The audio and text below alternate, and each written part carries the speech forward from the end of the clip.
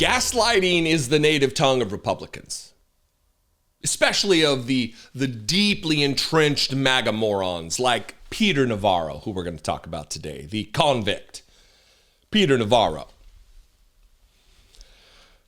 He did an interview yesterday on CNN with Kasie Hunt, in which they are gaslighting, in which they are trying to mitigate the disaster and the damage that's being done to the American economy and American companies.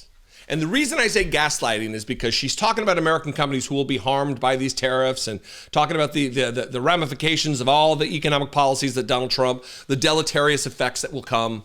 And instead of being like, well, yeah, it's going to be rough for a little bit, he tries to pivot and act like American companies aren't really American companies, including the big three automakers, including Ford and GM, that they're not really American. I think he calls them so-called American, and then says they're not really American companies because there are components within the car, the American-made car, that were made somewhere else. So they're not an American company based on that.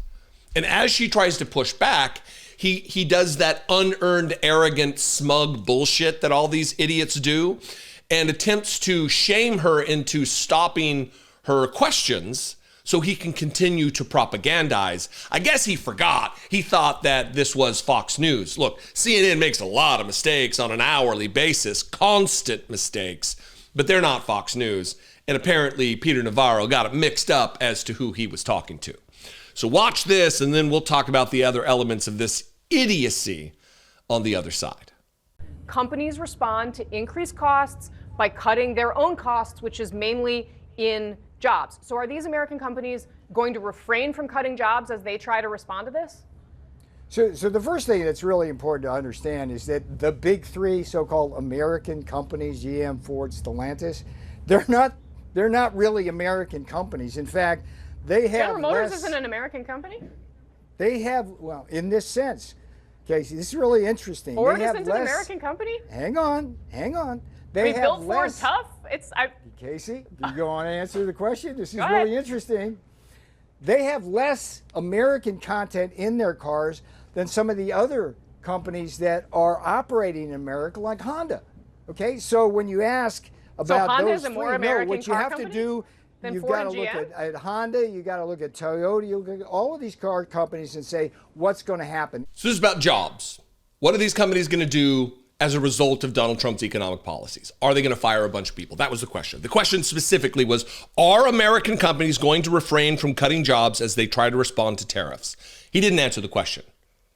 Instead of answering yes, they're going to have to do that. It's very likely, based on what their bottom lines are, that they're going to have to fire tens of thousands of people on top of the tens of thousands of people that have already been fired in the federal government. It's going to be just as Donald Trump loves the term, a bloodbath. Right? Instead of saying that, he says, well, they're not really American companies, who fucking cares? Ultimately, that's the tone and tenor of what he's saying. Who cares? They're not really American companies. But you know who is? Honda. Honda's a truly American company, the Japanese-owned automaker. It's bizarro world.